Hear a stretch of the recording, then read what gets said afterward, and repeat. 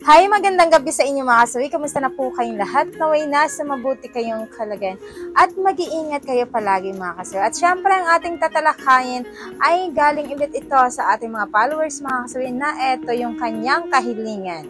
Madam, gusto ko lamang malaman kung anong posisyon ba talaga ang nasasarapan ang mga babae at kung ano ang gustong-gusto nila pag naghana-hana. So, yun, ayan mga kasawi. Ang ating sender ay isang lalaki, mga kasawi. Siyempre, para sa akin, bilang babae, ayan mga kasawi ha.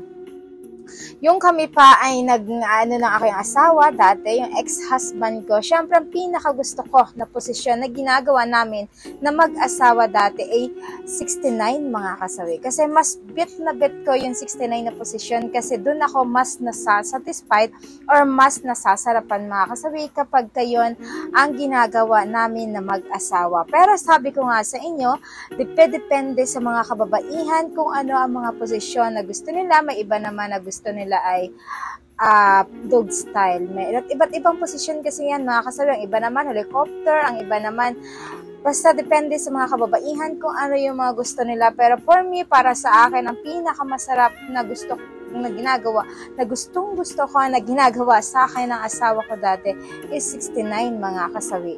Yun po. Kasi mas doon ako napipil, mas nagkakaroon ako ng satisfaction kapag kaparas namin yung ginagawa. Kasi mas naggaganahan ako at mas nasasarapan ako kapag yun ang ginagawa ng aking asawa dati sa ganong posisyon. Pero sabi ko nga sa inyo mga kasi iba't iba ang katangian ng babae pagdating dito. Siyempre, yun lamang is para sa akin. Iba rin naman yun sa iba. Kung yun ang ibang gusto nila, iba din naman yun sa akin.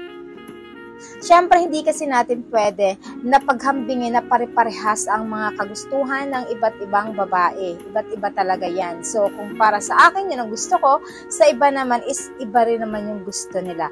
Pero para sa akin kasi mga kasoy, alam nyo ba, ang yan lang kasi is for play lang naman eh. Depende pa rin naman sa inyo na mag-asawa kung ano yung kagustuhan ng mga asawa ninyo.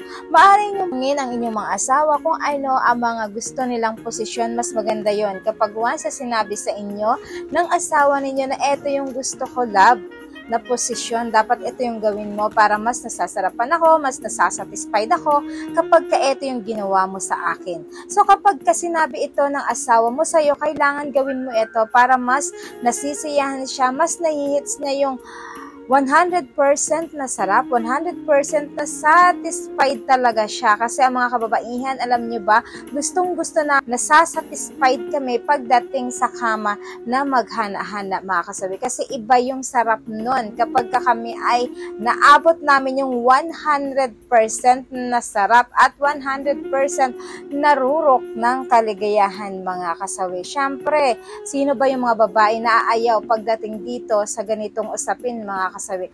Dahil napaka-importante naman talaga ito sa mag-asawa kapag kaganito yung ginawa ninyo.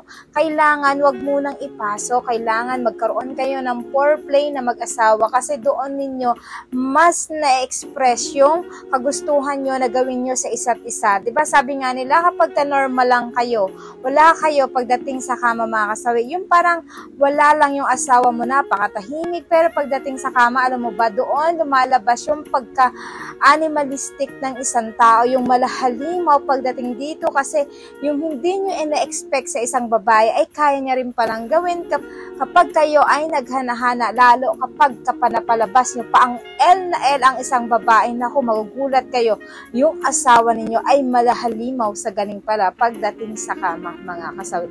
So yan lang mga kasawi sa ating sender. Ayan ha, sabi ko nga sa inyo, mas maganda na tanungin mo yung asawa mo kung saan siya mas nasasarapan. At least, yun yung gawin mo para sa kanya kapag sinabi niya yun. Para naman mas mapil niya na talagang binabalidate mo ang kanyang nararamdaman at ang kanyang kagustuhan pagdating dito mga kasi napaka-importante yun sa mga kababaihan na sinasabi natin yung kagustuhan natin sa ating mga asawa para naman mas malaman nila at yun ang gawin. Para naman wala nang pakimikeme pa. Para kayong mga kababaihan ay masasarapan talaga pagdating dito. Para naman hindi kayo magsisi sa inyong asawa na sabihin nyo, ay, ikaw lang yung nasarapan, pero ako hindi. Kasi hindi mo naman ginagawa yung gusto ko. Kaya kailangan sabihin ninyo at express nyo ito para naman gawin ng inyong mga asawa, mga kasawi. Yan lang po yung aking advice, mga kasawi. Maraming salamat sa patuloy na pagsuporta niyo sa akin sa walang sawang pag-share at pag-comment. Sa mga hindi pa po nakapag-subscribe, mga kasawi, pwede na kayo mag-subscribe. Pwede na rin kayo mag-follow para updated kayo sa topic ko, mga kasawi. Maraming salamat, mga kasawi. Mahal kayo ng inyong advisor. Bye! Magandang gabi!